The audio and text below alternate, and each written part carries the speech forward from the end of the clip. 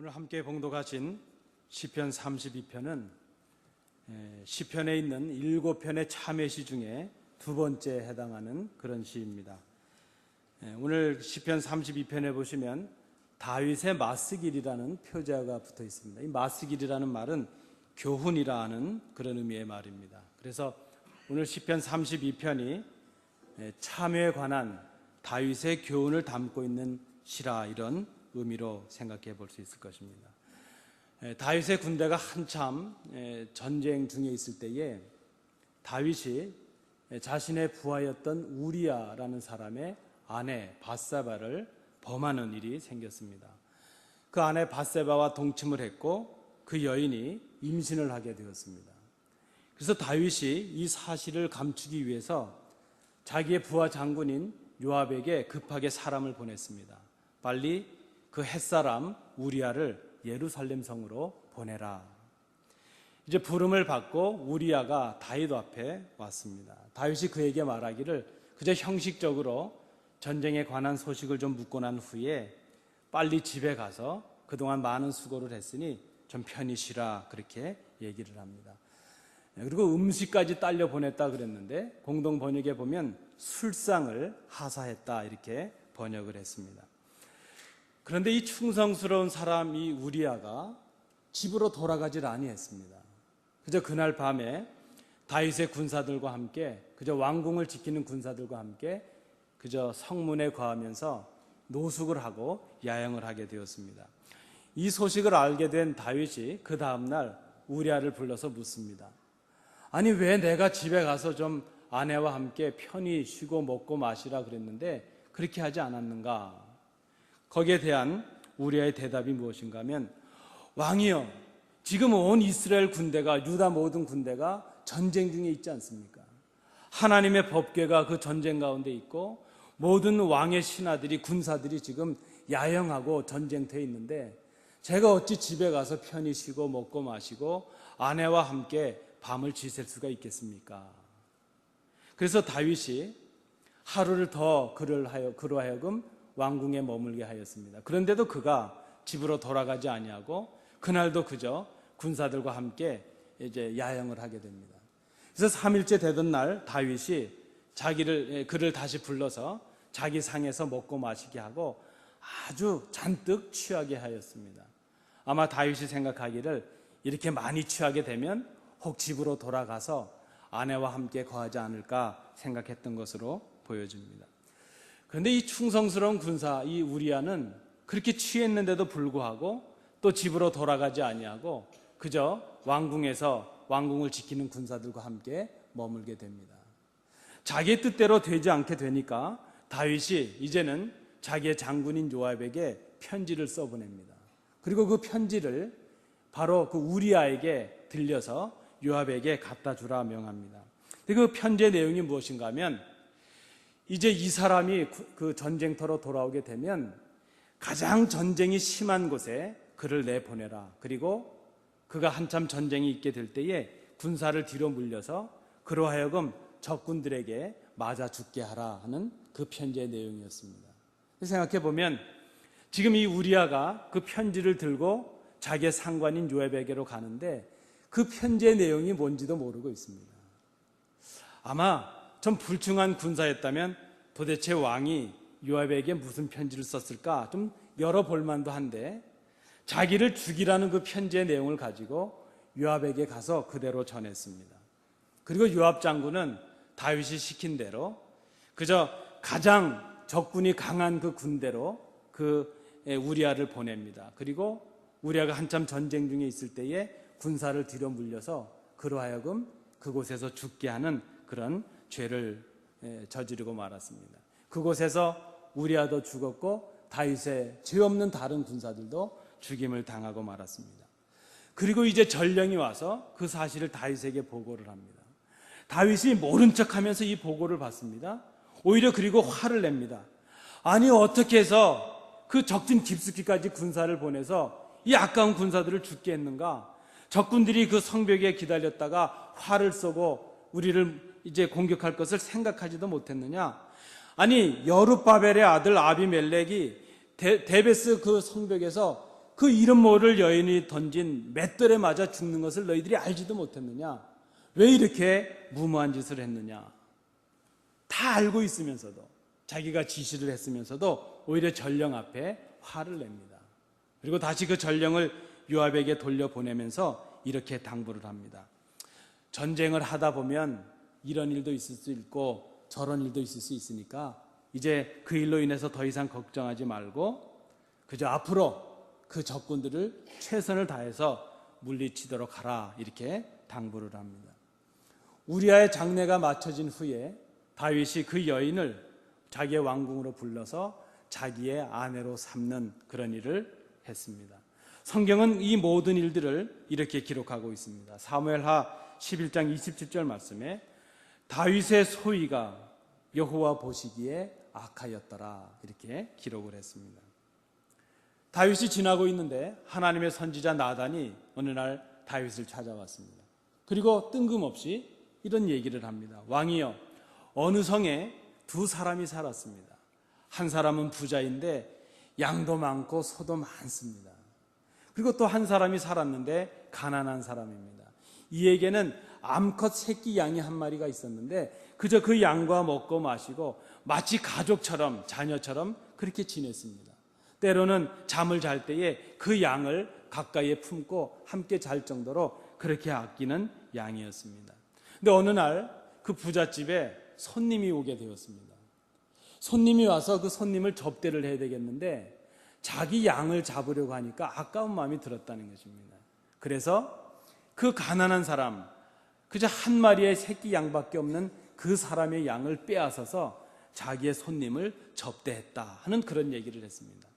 이 얘기를 듣던 다윗이 화를 냅니다. 우리 성경에는 보면 그저 사무엘하 12장에 보면 점잖게 표현했는데요, 한마디로 말하면 이것입니다. 이런 못된 놈이 있나? 이런 죽일 놈이 있나? 그렇게 나쁜 짓을 한 사람은 그냥 둬선 안 될 것이다. 반드시 죽여야 될 것이다. 그렇게 다윗이 화를 냅니다. 그때 나단 선지자가 다윗을 향해서 그렇게 말합니다. 왕이여, 그 사람이 바로 당신입니다. 이렇게 말을 합니다. 그때 그 하나님 앞에 다윗이 나단 선지자를 통해서 하나님의 음성을 들었습니다. 나단의 책망을 들은 다윗이 그저 왕의 힘으로 그 나단을 없이 할 수도 있었을 텐데 나단의 책망을 듣는 순간 다윗이 하나님 앞에 엎드립니다. 하나님, 나를 불쌍히 여기소서. 내가 하나님 앞에 죄를 범했습니다. 내 죄를 사해 주십시오. 이렇게 고백을 합니다. 선지자 나단의 책망을 듣고 자기가 회개하고 고백한 시가 바로 시편 51편입니다. 51편도 다윗의 참회 시에 해당하는 시입니다. 그리고 오늘 우리가 함께 봉독하신 32편의 말씀은 그 사건이 조금 지난 후에 다윗이 그때 자기의 경험을 성도들 앞에, 공동체 앞에 고백한 내용이 바로 오늘 우리가 함께 봉독하신 시편 32편의 내용입니다. 오늘 시에서 다윗은 두 가지를 고백하고 있습니다. 본문을 그래서 우리가 1절부터 5절까지 그리고 6절부터 11절까지 두 부분으로 나눠서 생각할 수 있습니다. 1절부터 5절까지의 내용은 하나님께 자기의 죄를 고백했던 과거의 그 경험을 다윗이 고백하고 있습니다. 내가 회개하지 않았을 때에 회개하지 않은 것으로 인한 그 고통이 얼마나 컸는지 내가 가만히 있을 수가 없었다는 것입니다. 그 고통이 너무나도 심했다는 것입니다.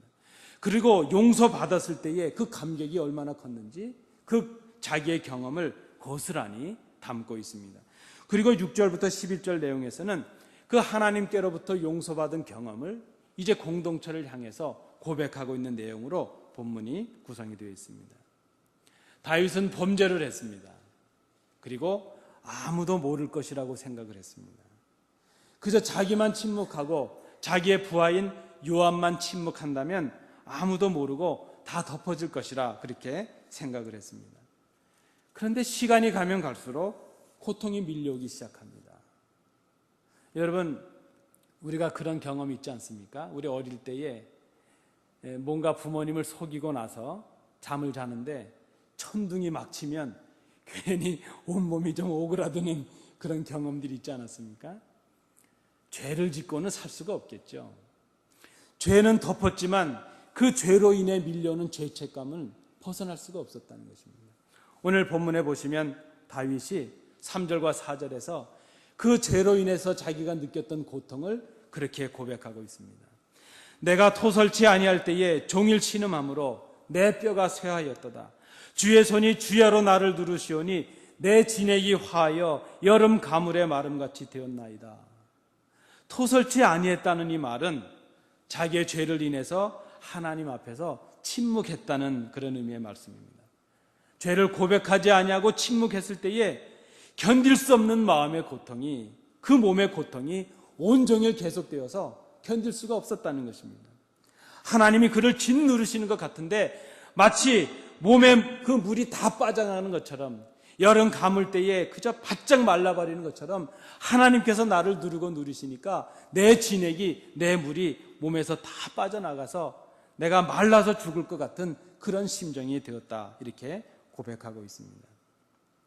다윗은 지금 하나님 앞에 자기의 죄를 고백하지 않고서는 죄를 해결할 수도 없고 죄로 인한 그 고통에서 벗어날 수 없었다는 것을 지금 고백하고 있습니다. 그리고 죄를 고백하고 회개할 때에 진정한 행복이 우리에게 있다는 것을 그가 깨닫게 되었다는 것을 고백합니다. 다윗은 자신의 회개와 그 회개의 은총을 통해서 그 경험을 이제는 공동체를 향해서 고백하고 있습니다. 내가 하나님께 내 죄를 고백하고 내 잘못을 숨기지 아니하였더니 하나님께서 내 죄를 용서하셨노라. 회개하지 않을 때에 고통을 주시던 하나님께서 이제는 입술을 열어 고백하고 회개할 때에 오히려 놀라운 은혜와 은총을 베풀어 주셨다고 말씀합니다. 회개하고 주의 사유하심을 받게 되니까 이제는 고난이 물결처럼 밀려와도 그 고난이 나에게 미치지 않았다는 것입니다.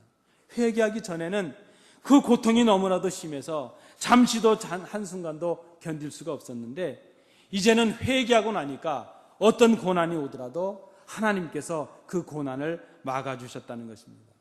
그때는 온종일 신음소리가 내 입에서 떠나지 않았는데 회개하고 나니까 오히려 구원받음으로 인한 그 감사와 찬양이 내 입술에 가득하게 하셨다, 다윗이 지금 고백하고 있습니다. 여러분, 이스라엘 국기에 보면 별이 하나 그려져 있습니다. 그 별을 우리가 다윗의 별이라 그렇게 말합니다. 이스라엘에게 다윗은 민족적인 영웅이 되었습니다. 그는 하나님의 마음에 합한 자였고 성군이 되었습니다. 그런데 생각해 보면 다윗은 그렇게 선한 사람도 아니고 위대한 사람도 아닙니다. 제가 생각해 보면 저보다도 더 악한 사람 같습니다. 악한 사람 중에 악한 사람입니다. 그러나 우리는 지금 이 시대에 와서 다윗을 위대한 믿음의 위인이라고 고백합니다. 다윗의 위대함이 그의 많은 전쟁에서의 많은 승리에서 비롯된 것이 아니라고 생각이 됩니다. 그의 삶이 완벽했기 때문이 아니라고 생각이 됩니다. 아니, 그는 여느 사람들보다도 못한, 보통의 사람들보다도 못한 더 악한 죄를 지은 사람이었습니다. 그러나 그가 위대한 사람이 되었던 이유는 한 가지가 있습니다. 회개의 기회를 놓치지 않았다는 것입니다. 나단 선지자를 통해서 책망의 소리가 들려질 때에, 하나님의 책망을 듣게 될 때에 그가 그 회개의 기회를 놓치지 않고 하나님 앞에 엎드렸다는 것입니다. 다윗이 위대하다면 그 위대함이 바로 여기에 있다 생각이 됩니다. 여리고 성을 무너뜨린 여호수아의 군대가 아주 작은 성 아이성 앞에서 처참한 패배를 맛보고 말았습니다. 여호수아가 그 참담함으로 인하여 자기의 옷을 찢고 베옷을 입고 죄를 뒤집어 쓰고 하나님의 법궤 앞에 엎드렸습니다. 그리고 회개하며 기도합니다. 여호수아 7장 6절 말씀에 보면 여호수아가 가로되 슬프도소이다 주 여호와여 어찌하여 이 백성을 인도하여 요단을 건너게 하시고 우리를 이제는 아모리 사람의 손에 붙여 멸망시키려 하셨나이까. 우리가 요단 저편을 족하게 여겨 거했다면 차라리 좋을 뻔하지 않았습나이까. 이 말은 하나님을 향한 원망이 아니라 그 아이성의 패배로 인해서 하나님 앞에 회개하는 그런 여호수아의 기도입니다. 아이성에서 패배했을 때 하나님의 물건을 훔쳤던 그 아간이 회개의 기회가 있지 않았겠습니까? 여호수아가 백성의 죄를 인하여 하나님 앞에 엎드려 회개하며 기도할 때에 아간이 그것으로 인해서 하나님 앞에 회개하는 기회를 갖지 않아야 됐겠는가 하는 것입니다. 그러나 아간은 침묵했습니다. 아이성에서 패배했을 때 아간은 침묵했습니다. 여호수아가 백성의 죄를 대신하여 엎드렸을 때 오히려 아간은 그 모습을 보면서도 자기 입술을 열어 하나님 앞에 자기의 죄를 고백지 아니하고 침묵하고 말았습니다. 하나님의 명령을 따라 여호수아가 제비를 뽑기 시작합니다. 자기가 속한 유다 지파가 뽑혔습니다. 그래도 아간은 침묵합니다. 자기의 대표인 세라 족속이 뽑혔고 할아버지 삽디가 뽑혔고 아버지 갈미가 뽑혔는데도 그래도 그는 침묵하고 맙니다. 결국 아간이 뽑혔습니다. 자신에 대해서 침묵하고 말았습니다. 자신의 죄에 대해서 침묵했습니다. 아간은 자기가 훔쳤던 모든 물건과 함께 자기의 모든 가족들과 함께 악을 골짜기에 돌무더기에 묻히고 마는 비참한 생을 맞을 수밖에 없었습니다. 왜 그렇습니까? 그는 회개의 기회를 놓쳤기 때문입니다.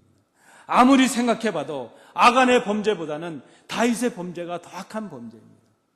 그러나 다윗은 회개의 기회를 놓치지 않았고 아간은 그저 그 기회를 놓치고 말았습니다. 사도행전의 아나니아와 삽비라는 자기의 소유를 팔아서 얼마를 감추고 전부인 것처럼 교회 앞에 내놓았습니다. 그들은 비록 부부가 협의해서 그렇게 속이기로 작정했을지라도 자기들의 헌물을 들고 사도들 앞에 나왔을 때에 회개할 기회를 가졌어야만 됐을 것입니다.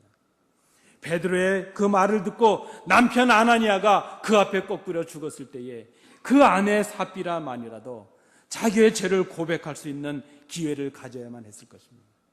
그러나 삽비라도 침묵하고 말았습니다. 그들은 회개의 기회를 놓치고 말았습니다. 남들이 하지 못할 그 귀한 헌신과 봉사를 했었으면서도 죽임을 당하는 멸망을 당하고 말았습니다. 요나서 1장 1절은 이렇게 시작하고 있습니다. 하나님의 말씀이 아미떼의 아들 요나에게 임하니라. 너는 일어나 저 큰 성읍 니느웨로 가서 그것을 향하여 외치라. 그 악독이 내 앞에 상달되었음이니라. 하나님의 말씀을 받은 요나의 마음이 불편합니다. 저 원수 같은 니느웨가 하나님의 말씀을 듣고 회개하는 것, 그 마음에 기쁨이 없습니다. 그렇게 하고 싶은 마음이 없습니다. 요나는 원수 같은 니느웨에 하나님의 말씀을 전하기보다는 내가 차라리 하나님의 명령을 거역하고 떠나는 것이 좋겠다. 그는 하나님을 피해 다른 길로 가고 말았습니다. 하나님께서 물고기를 예비하셔서 요나를 삼키게 하셨습니다. 요나는 물고기 뱃속에서 3일을 머물면서 회개의 기회를 찾았습니다. 그는 회개의 기회를 놓치지 아니했습니다. 하나님 앞에서 철저하게 회개합니다. 하나님 앞에 자기의 죄를 인하여 침묵하지 않았습니다. 자기 입술을 열어서 마음을 다하여 하나님 앞에 고백합니다. 하나님, 내 죄를 사하여 주옵소서. 회개한 요나에게 하나님의 말씀이 다시 임하고 있습니다. 요나서 3장 1절 말씀에 보시면 여호와의 말씀이 두 번째로 요나에게 임하니라. 하나님께서 회개한 요나를, 하나님을 거역하고 돌아선 요나였지만 그가 회개할 때에 다시 그를 부르셔서 다시 그의 입술에 말씀을 담아주십니다. 하나님의 말씀의 전파자로 회복시켜 주십니다. 그리고 그의 선포를 통해서 니느웨는 하나님 앞에 회개의 기회를 갖게 되었습니다.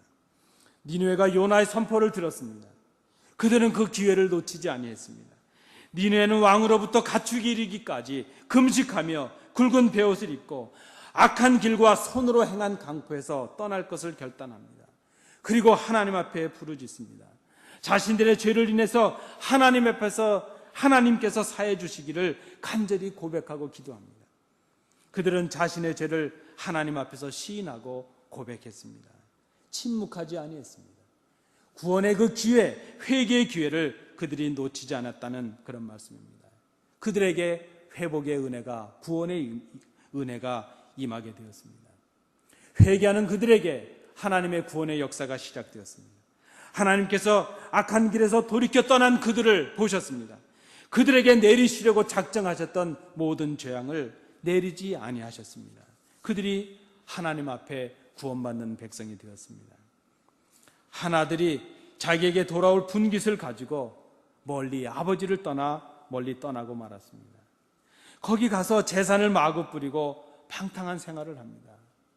그저 그 많은 돈들을 뿌릴 때는 친구도 많았는데 이제 그렇게 살다 보니까 돈도 다 떨어지고 그저 알거지가 되고 말았습니다. 늘 함께 있을 것 같았던 친구들도 다 떠나고 말았습니다. 이제 그가 어쩔 수 없어서 목숨을 연면하기 위해서 어느 집에 가서 돼지 돌보는 일을 감당하게 됩니다. 그저 그의 마음속에 돼지를 돌보면서 이 돼지들이 먹는 열매라도 먹으면 내가 굶어 죽지는 않겠구나. 그런데 아무도 그것도 풍족하게 먹을 수 있도록 그 돼지가 먹는 열매도 주는 사람이 없더라는 것입니다. 그가 그 고통과 실패를 맛보는 그 자리에서 이제서 깨닫게 되었습니다. 자기의 죄를 깨닫게 되었습니다. 그는 그 실패의 자리에서 회개의 기회를 찾았는데 그것을 놓치지 않았다는 것입니다. 그는 마음을 돌이키고 아버지를 찾아 돌아옵니다. 자기가 당한 고난의 자리, 실패의 자리에서 회개의 기회를 찾았고 그는 그 기회를 놓치지 않았습니다. 아버지를 만났습니다. 아버지 앞에 자기의 허물을 인하여 침묵하지 않습니다. 이렇게 고백합니다. 아버지, 저는 하늘과 아버지께 죄를 지었습니다. 저는 이제 감히 아버지의 아들이라고 할 자격이 없습니다. 저는 이제 더 이상 아버지의 아들이 아닙니다. 그저 아버지의 품꾼의 하나면 족하겠습니다. 자기의 죄를 고백하는 아들에게 아버지는 제일 좋은 옷을 입혀주십니다. 그 손에 아들의 권위를 회복하는 가락지를, 반지를 끼워주십니다. 그리고 좋은 신을 꺼내서 그에게 신겨주십니다. 여러분, 오늘 이 아침에 우리가 생각해 보면 죄 없는 사람이 있겠습니까? 이 자리에 앉으신 성도님들께서도 허물 없는 우리 성도님들이 계시겠습니까? 우리가 생각해 보면 우리의 멸망과 회복의 첫 시작은, 우리의 멸망과 부흥의 첫 시작은 회개가 있느냐 없느냐, 여기에 달려있다고 생각합니다. 우리가 우리 스스로 우리의 허물을 가리면 우리는 멸망의 자리에 임하게 될 것입니다. 그러나 우리가 우리의 죄를 입술로 고백하고 우리의 마음으로 고백하면 오히려 하나님께서 우리의 죄와 허물을 가리워 주실 것입니다. 오늘 본문에 보면 우리가 고백해야 될 죄가 무엇인가 하는 것이 몇 가지 나타나고 있습니다. 오늘 본문에 보시면 죄에 대한 다른 표현들이 나타나고 있는 것을 보게 됩니다. 1절에 보시면 허물이라는 단어가 나왔습니다. 이 허물로 번역된 이 단어는 본래적인 의미는 반역이라는 뜻이 있습니다. 이 허물이라는 단어가 페샤라는 단어인데 하나님께 대한 반역의 죄를 말할 때 이 단어를 씁니다. 그러니까 여기 허물이라는 죄는 하나님의 뜻을 우리의 뜻으로 거역하고 반역한 것, 그 죄가 바로 허물이라는 의미로 나타났습니다. 1절에도 보시면 그 죄의 가리움을 받는 자는 복이 있다 그래요. 여기 말하는 그 죄라는 말은 하타라는 단어가 쓰였습니다. 이 하타라는 단어는 본래적인 죄의 의미를 가지고 있습니다. 활을 쏘았는데 그 활이 관역에 명중을 하지 못했습니다. 타겟을 바로 맞추지 못해서 그 표적에 빗나갔다는 의미로 이 단어가 쓰였습니다. 그렇다면 이 죄는 진리에서 벗어난 것, 하나님께서 원하시는 진리를 만족시키지 못한 죄를 말할 때 쓰는 말로 보여집니다. 그리고 2절에 보면 정죄라는 단어가 쓰였는데 거기에 그 죄라는 단어가 아온이라는 단어가 쓰였습니다. 아온, 이 말은 구부러지고 왜곡됐다는 뜻입니다. 하나님의 뜻을 받았는데 그 뜻을 왜곡시켜서 살았다는 것입니다.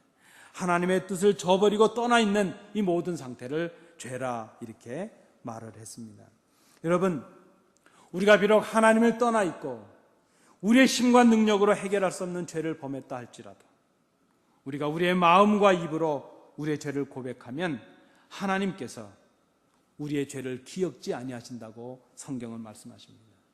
하나님께서 하나님을 거역하던 우리의 허물을 사하심으로 우리로 오히려 하나님을 순종하는 사람들이 되게 하실 것입니다.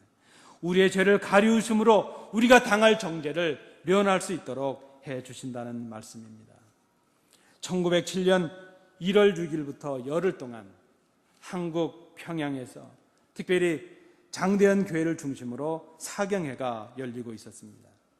낮에는 성경 연구로 모이고 밤에는 전도 집회로 열렸습니다. 이제 집회가 거의 끝나갈 무렵 14일 월요일 저녁 집회 때에 말씀의 집회가 끝나고 난 후에 통성 기도하는 시간에 이제 성도 한 사람이 일어나서 자기의 죄를 고백하기 시작합니다.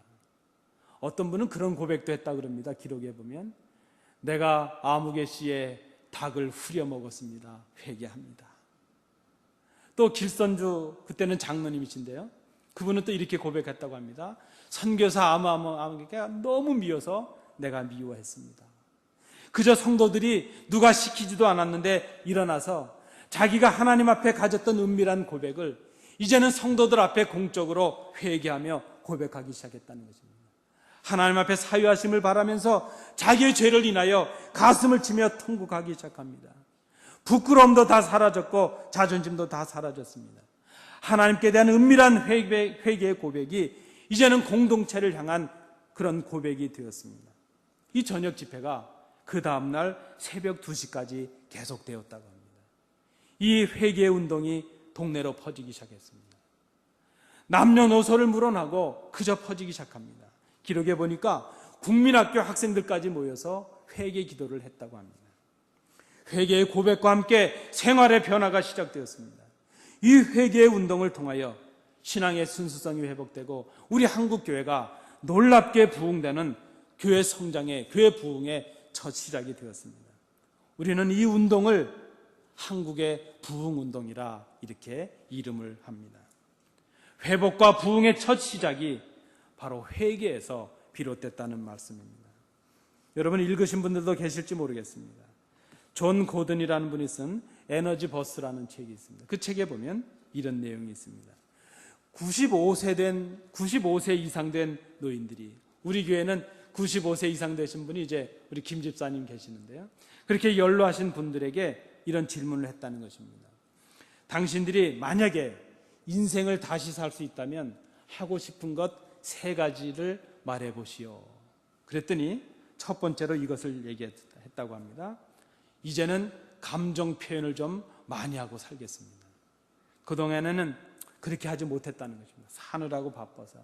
이젠 앞으로 나에게 다시 한번 삶의 기회가 주어진다면 그저 자연이 주는 아름다운 감동도 느끼고 표현하고 사랑하고 가족들에게도 좀 고백하고 표현하는 그런 많은 감정의 표현을 하면서 살아가고 싶다, 그렇게 얘기했다고 합니다.